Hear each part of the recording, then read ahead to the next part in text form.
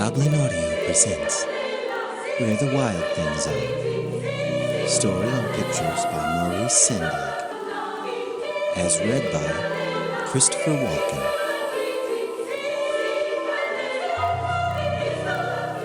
Where the Wild Things Are.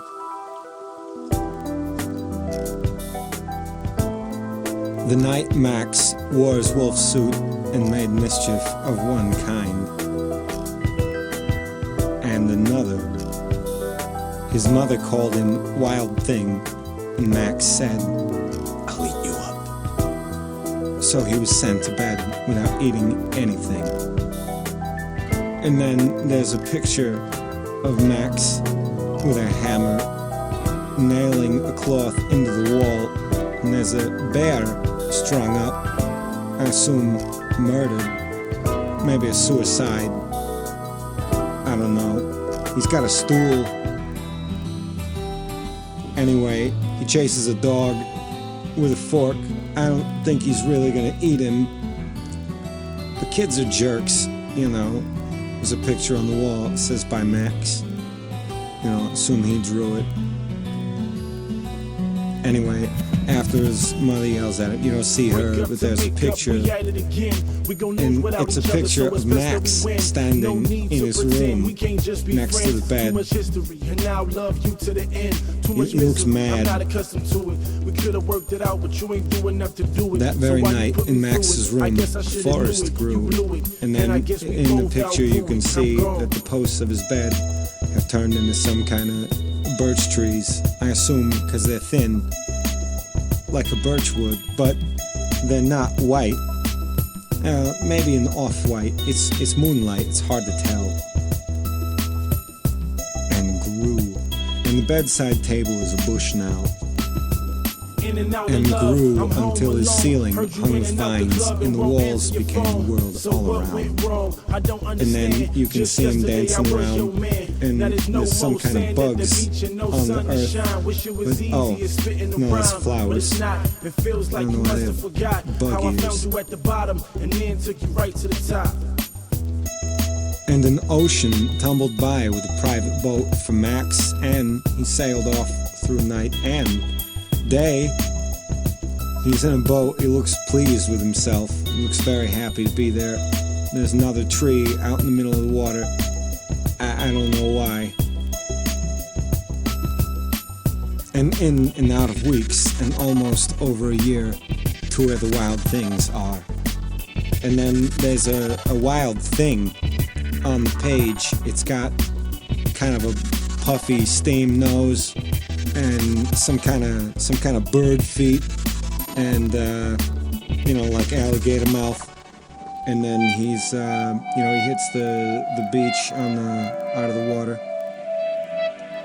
And when he came to the place where the wild things are, they roared their terrible roars and gnashed their terrible teeth and rolled their terrible eyes and showed their terrible claws. And in the picture you can see he doesn't look scared. He's kind of annoyed, like, you know, who are these bastards?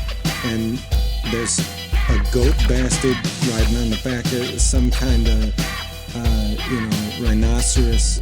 And then there's a big-headed monster that sort of looks like Ernie from Sesame Street, you know, gone wrong. And then there's some kind of duck-footed lady, you know, kind of scratching her arms up in the air, but, you know, they're smiling, so they look jovial now. So the kid is kind of a jerk. I think that's the point you're supposed to get. There's more than trees, but the flowers don't have bug ears. Till Max said, "Be still," and tamed them with the magic trick of staring into all the yellow eyes without blinking once, and they were frightened and called him the most wild thing of all. And so you see him standing there kind of doing a hocus pocus dance while the rhinoceros looks mesmerized, with claws on his face. And then the goat is kind of spooning him a little in amazement and shock. And there's more trees, there's no bug flowers, and the duck foot girl is sitting next to evil Ernie, and then there's now a bull man, and made him king of all the wild things. And, you know, sure enough, he's got a crown and one of those king sticks, and Ernie's bowing. He has a tail now, I didn't see that before. And there's a moon behind some other kinds. It looks like a eucalyptus, and there's some other trees. And then now the bull man is out, and he has people feet next to the duckfoot girl. And then there's Parrot Head in front of the rhinoceros, who is scared in the trees. Apparently she doesn't like king sticks. And now, cried Max, let the wild rumpus start.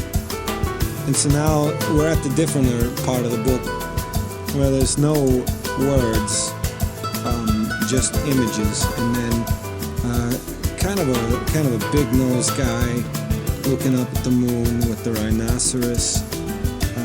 You know, and Max is yawning and stomping around while, you know, some kind of fat stripy thing with a pug nose and a Prince Valiant hair. And then there's, you know, some other guy. You know, I don't know where these people are coming from, but he's by a tree and he looks like he needs help. And then on another pages, you see the big Ernie monster swinging around. And, you know, Max is way up there doing that, so, you know, he's probably safe, they can do it. And then the monster with the duck feet is next to the bull, who looks like having a staring contest with, you know, the bird man. So now we're in another page where Max has his king stick and he's, you know, thumping it around on the bull man's head, and apparently he's being fancy with Ernie. And then Devil Big Nose and Parrot Person is with, you know, Smiley McDuckfeet, and they're having a good time. And then there's monsters sleeping in the trees, and they're all tired. And, you know, Max looks kind of bored, and he's sitting in some kind of tent on a stool, and he says, "Now stop!" Max said, and sent the wild things off to bed without their supper. And Max, the king of all wild things, was lonely and wanted to be where someone loved him best of all. Then, all around, from far away, across the world, he smelled good things to eat, and so gave up being king of where the wild things are. But the wild things cried, "No, please don't go. We'll eat you up, we love you so." And Max said, "No." The wild things roared their terrible roars and gnashed their terrible teeth and rolled their terrible eyes and showed the terrible claws. But Max stepped into his private boat and waved goodbye. And so you see him there in his boat, kind of waving, you know, smiling, and the monsters are all, you know, sort of happy. You know, kind of thing about the devil one, he kind of looks like George Wendt, you know, which, that's nice. You know, kids love George Wendt. And and Max sailed back over a year in and out of weeks and through a day. And again, there's trees in the water. It's crazy. I don't know who would put trees in the water. But there's a moon. And into the night of his very own room, where he found his something waiting for him. And you can see that, you know, his room is a regular bedroom now with a table, and the birch trees are gone. And now he's got some kind of soup and cake and a plant, but I don't know if he's eating that. I was there before. And a glass, and it's still